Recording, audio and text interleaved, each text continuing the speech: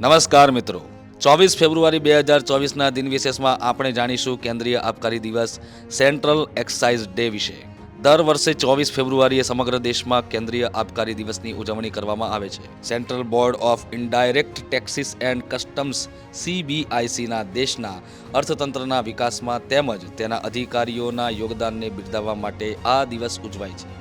24 ફેબ્રુઆરી 1944ના રોજ central excise and salt act અમલમાં આવ્યો હતો, જેની વર્ષગાંઠને ચિહ્નિત કરવા પણ આ દિવસની ઉજવણી કરવામાં આવે છે।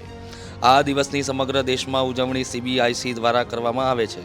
Central board of indirect taxes and કસ્ટમ્સને અગાઉ central board of excise and customs CBEC તરીકે ઓળખવામાં આવતું હતું।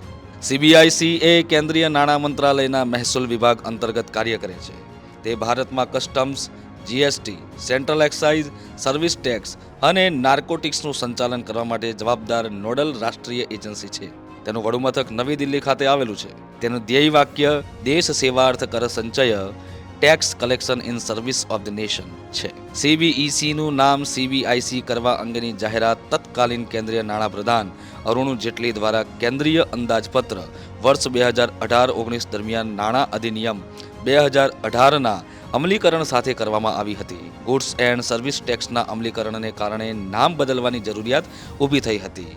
આવી વિશેષ માહિતી જોવા અને સાંભળવા માટે બન્યા રહેજો વેબ સંકુલ સાથે। જય હિન્દ, જય ભારત, ધન્યવાદ।